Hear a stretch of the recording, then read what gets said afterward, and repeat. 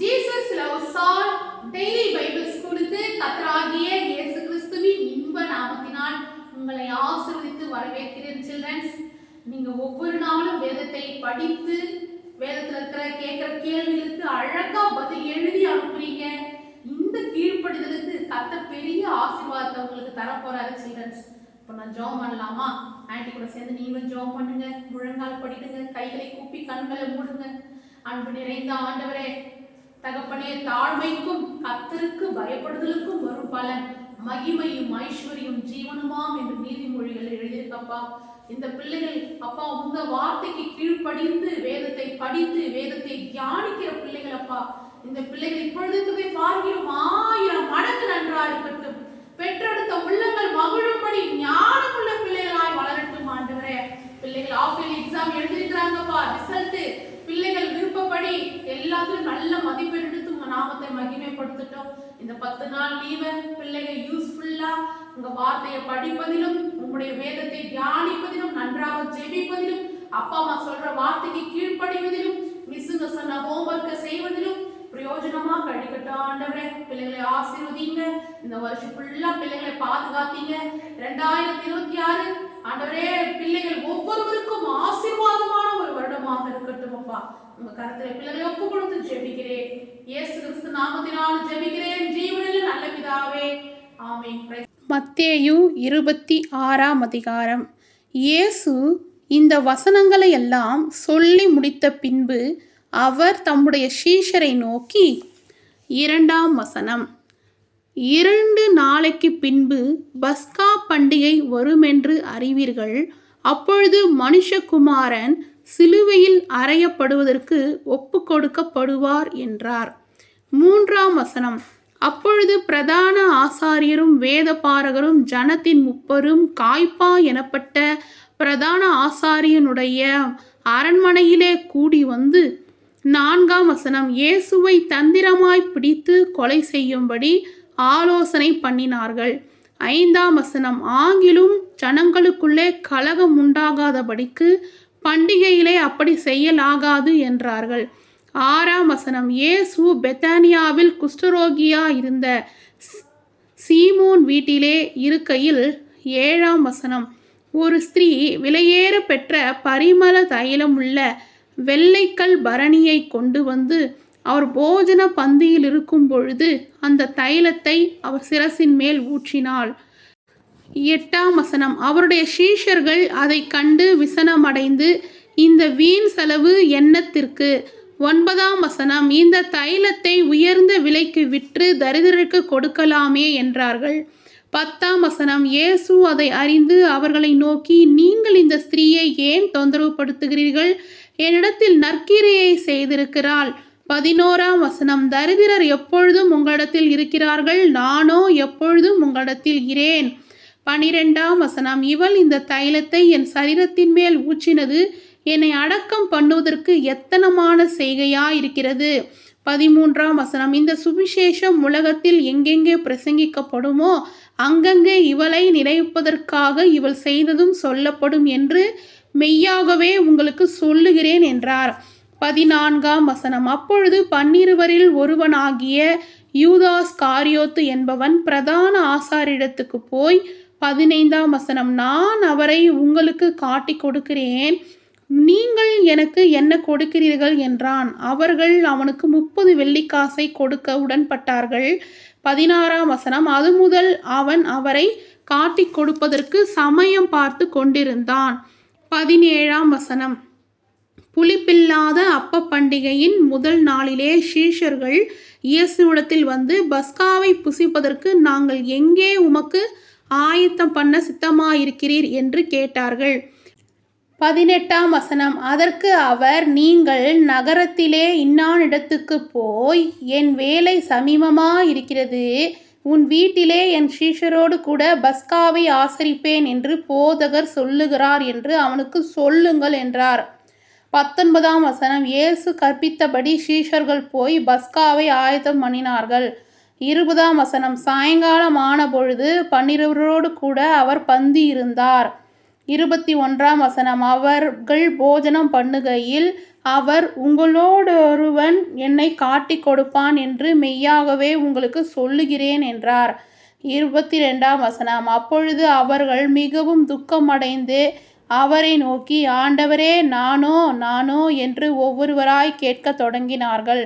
23 வசனம். அவர் பிரதியுத்தரமாக, என்னோடு கூட தாளந்தில் கையிடுகிறவனே என்னை காட்டிக் கொடுப்பான். 24 வசனம். மனுஷகுமாரன் தம்மை குறித்து எழுதியிருக்கிறபடியே போகிறார். ஆகிலும் எந்த மனுஷனால் மனுஷகுமாரன் காட்டிக் கொடுக்கப்படுகிறாரோ அந்த மனுஷனுக்கு ஐயோ, அந்த மனுஷன் பிறவாதிருந்தானால் அவனுக்கு நலமாயிருக்கும் என்றார். 25 வசனம். அவரை காட்டிக் கொடுத்த யூதாசும் அவரை நோக்கி, ரஃபி, நானோ என்றான். அதற்கு அவர், நீ சொன்னபடிதான் என்றார். 26 வசனம். அவர்கள் போஜனம் பண்ணுகையில் இயேசு அப்பத்தை எடுத்து ஆசீர்வதித்து அதை பிட்டு சீஷர்களுக்கு கொடுத்து, நீங்கள் வாங்கி புசியுங்கள், இது என்னுடைய சரீரமாயிருக்கிறது என்றார். 27 வசனம். பின்பு பாத்திரத்தையும் எடுத்து ஸ்தோத்திரம் பண்ணி அவர்களுக்கு கொடுத்து, நீங்கள் எல்லோரும் இதிலே பானம் பண்ணுங்கள். 28 வசனம். இது பாவ மன்னிப்புண்டாகும்படி அநேகருக்காக சிந்தப்படுகிற புது உடன்படிக்கைக்குரிய என்னுடைய இரத்தமாயிருக்கிறது. 29 வசனம். இது முதல் இந்த திராட்சைப்பழ ரசத்தை நவமானதாய் உங்களோடு கூட என் பிதாவின் ராஜ்யத்திலே நான் பானம் பண்ணும் நாள் வரைக்கும் இந்த பானம் பண்ணுவது இல்லை என்று உங்களுக்கு சொல்லுகிறேன் என்றார். 30 வசனம். அவர்கள் ஸ்தோத்திர பாட்டை பாடின பின்பு ஒலிவ மலைக்கு புறப்பட்டு போனார்கள். 31 வசனம். அப்பொழுது இயேசு அவர்களை நோக்கி, மேய்ப்பனை வெட்டுவேன், மந்தையின் ஆடுகள் சிதறடிக்கப்படும் என்று எழுதியிருக்கிறபடி இந்த ராத்திரியிலே நீங்கள் எல்லோரும் என் நிமித்தம் இடறுதல் அடைவீர்கள். 32 வசனம். ஆகிலும் நான் உயிர்த்தெழுந்த பின்பு உங்களுக்கு முன்னே கலிலேயாவுக்கு போவேன் என்றார்.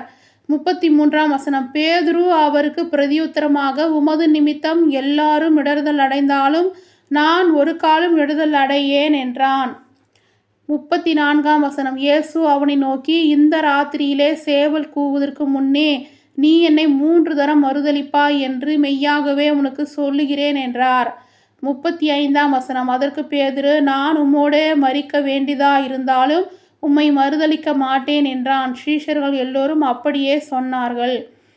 36 வசனம். அப்பொழுது இயேசு அவர்களோடு கூட கெத்செமனே எனப்பட்ட இடத்துக்கு வந்து சீஷர்களை நோக்கி, நான் அங்கே போய் ஜெபம் பண்ணும் அளவும் நீங்கள் இங்கே உட்கார்ந்திருங்கள் என்று சொல்லி 37 வசனம். பேதுருவையும் செபதேயாவின் குமாரர் இருவரையும் கூட்டிக் கொண்டு போய் துக்கமடையவும் வியாய்க்கலப்படவும் தொடங்கினார்.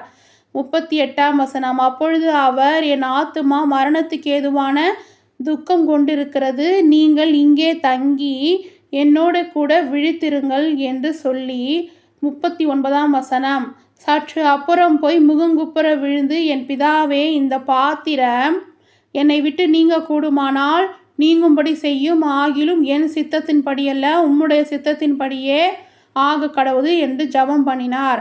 40 வசனம். பின்பு அவர் சீஷரிடத்தில் வந்து அவர்கள் நித்திரை பண்ணுகிறதைக் கண்டு பேதுருவை நோக்கி, நீங்கள் 1 மணி நேரமாவது என்னோடு கூட விழித்திருக்க கூடாதா? 41 வசனம். நீங்கள் சோதனைக்குட்படாதபடிக்கு விழித்திருந்து ஜெபம் பண்ணுங்கள். ஆவி உற்சாகம் உள்ளதுதான், மாமிசமோ பலவீனம் உள்ளது என்றார். 42 வசனம். அவர் மறுபடியும் 2ஆம் தரம் போய், என் பிதாவே, இந்த பாத்திரத்தில் நான் பானம் பண்ணினால் ஒழிய இது என்னை விட்டு நீங்க கூடாதாகில் உம்முடைய சித்தத்தின்படி ஆக கடவுது என்று ஜெபம் பண்ணினார். 43 வசனம். அவர் திரும்ப வந்தபொழுது அவர்கள் மறுபடியும் நித்திரை பண்ணுகிறதை கண்டார். அவருடைய கண்கள் மிகுந்த நித்திரை மயக்கம் அடைந்திருந்தது. 44 வசனம். அவர் மறுபடியும் அவர்களை விட்டு போய் 3ஆம் தரவும் அந்த வார்த்தைகளையே சொல்லி ஜெபம் பண்ணினார். 45 வசனம். பின்பு அவர் தம்முடைய சீஷர்களிடத்தில் வந்து, இனி நித்திரை பண்ணி இளைப்பாருங்கள், இதோ மனுஷகுமாரன் பாவிகளுடைய கையில் ஒப்பு கொடுக்கப்படுகிற வேலை வந்தது. 46 வசனம். என்னை காட்டி கொடுக்கிறவன் இதோ வந்துவிட்டான், எழுந்திருங்கள், போவோம் என்றார். 47 வசனம். அவர் இப்படி பேசுகையில் 12 ஒருவனாகிய யூதாஸ் வந்தான். அவனோடு கூட பிரதான ஆசாரியரும் ஜனத்தின் முப்பரும் அனுப்பின திரளான ஜனங்கள் பட்டயங்களையும் தடிகளையும் பிடித்து கொண்டு வந்தார்கள். 48 வசனம். அவரை காட்டி கொடுக்கிறவன் நான் எவனை முத்தம் செய்வேனோ அவன்தான் அவனை பிடித்து கொள்ளுங்கள் என்று அவர்களுக்கு அடையாளம் சொல்லி இருந்தான். 49ஆம் வசனம். உடனே அவன் இயேசுவிடத்தில் வந்து ரஃபி வாழ்க என்று சொல்லி அவரை முத்தம் செய்தான். 50ஆம் வசனம். இயேசு அவனை நோக்கி, சிநேகிதனே, என்னத்திற்காக வந்திருக்கிறாய் என்றார். அப்பொழுது அவர்கள் கிட்டே வந்து இயேசுவின் மேல் கை போட்டு அவரை பிடித்தார்கள். 51ஆம் வசனம். அப்பொழுது இயேசுவோடு இருந்தவர்களில் ஒருவன் கை நீட்டி தன் பட்டயத்தை உருவி பிரதான ஆசாரியனுடைய வேலைக்காரனை காதார வெட்டினான். 52ஆம் வசனம். அப்பொழுது இயேசு அவனை நோக்கி, உன் பட்டயத்தை திரும்பி அதன் உறையிலே போடு, பட்டயத்தை எடுக்கிற யாவரும் பட்டயத்திலே மடிந்து போவார்கள். 53ஆம் வசனம். நான் இப்பொழுது என் பிதாவை வேண்டிக் கொண்டால் அவர் 12 லேகியனுக்கு அதிகமான தூதரை என்னிடத்தில் அனுப்ப மாட்டார் என்று நினைக்கிறாயா? 54ஆம் வசனம். அப்படி செய்வேனானால் இவ்விதமாய் சம்பவிக்க வேண்டும் என்கின்ற வேதவாக்கியங்கள் எப்படி நிறைவேறும் என்றார். 55ஆம் வசனம். அந்த வேளையிலே இயேசு ஜனங்களை நோக்கி, கள்ளனை பிடிக்க புறப்படுகிறது போல நீங்கள் பட்டயங்களையும் தடிகளையும் எடுத்துக்கொண்டு என்னை பிடிக்க வந்தீர்கள்.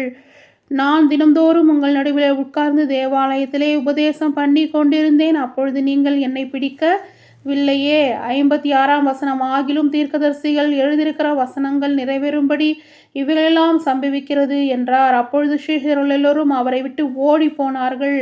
57ஆம் வசனம். இயேசுவை பிடித்தவர்கள் அவரை பிரதான ஆசாரியனாகிய காய்பானிடத்துக்கு கொண்டு போனார்கள். அங்கே வேதபாரகரும் 30 கூடி வந்திருந்தார்கள். 58ஆம் வசனம். பேதுரு தூரத்திலே அவருக்கு பின் சென்று பிரதான ஆசாரியனுடைய அரண்மனை வரைக்கும் வந்து உள்ளே பிரவேசித்து முடிவை பார்க்கும்படி சேவகரோடே உட்கார்ந்தான். 59ஆம் வசனம். பிரதான ஆசாரியரும் 30 சங்கத்தார் யாவரும் இயேசுவை கொலை செய்யும்படி அவருக்கு விரோதமாய் பொய் சாட்சி தேடினார்கள்.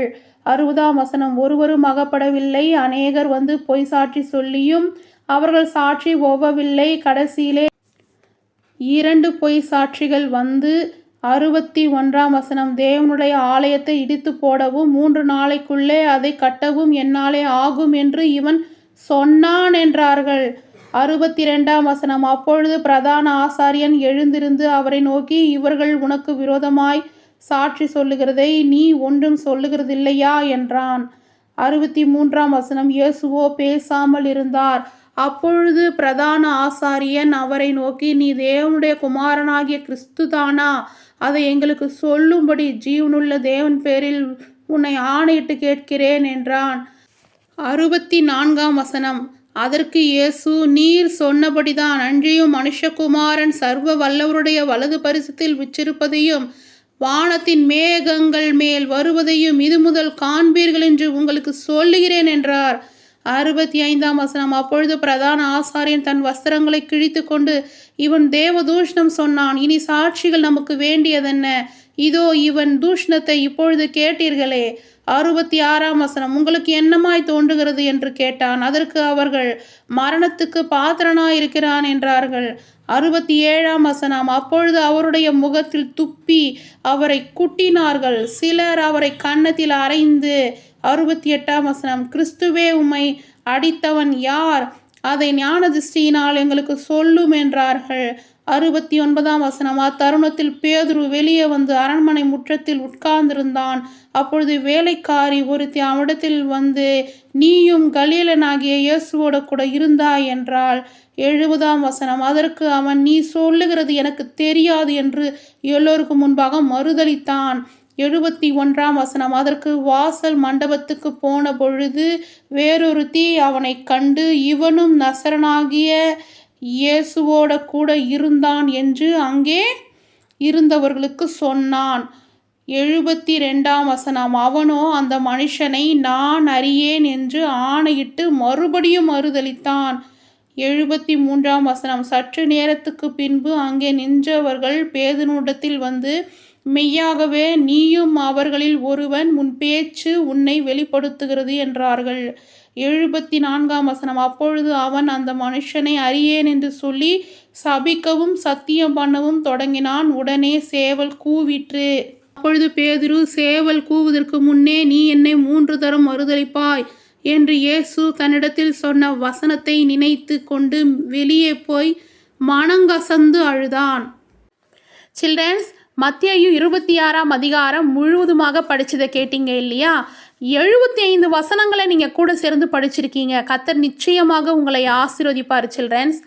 பேதுரு சிஷ்யர் ஏசுப்பாவை என்ன பண்ணுறாரு? 3 தரம் மறுதளிக்கிறாரு. எனக்கு இயேசுவை யாருன்னே தெரியாது சொல்லி திட்டவும் சபிக்கவும் செய்கிறாரு. ஆனால் அதுக்கப்புறம் பேதுரு என்ன பண்ணுறாரு? மனம் திரும்பி மனங்கசந்து அழறாரு. அவர் செய்த தவறு அவர் உணர்வடைகிறாரு. திரும்பவும் பேதுரு இயேசு கிறிஸ்துவை மறுதளிக்கவே இல்லை. பேதுரு சிலுவை வரைக்கும் அவருடைய மரண பரியந்தமும் ஏசப்பாவுக்கு உண்மையுள்ள ஒரு சிஷ்யனாக சாட்சியாக வாழ்ந்தார். சில்ட்ரன்ஸ், இன்றைக்கும் நம்ம அநேக நேரங்களில் ஏசப்பாவை மறுதளிக்கிறோம். எப்படி மறுதளிக்கிறோம்? அவர் சொன்ன வார்த்தைக்கு கீழ்ப்படியாமல் நம்ம என்ன பண்ணுறோம்? ஏசப்பாவை மறுதளிக்கிறோம். நம்ம என்ன பண்ணணும்?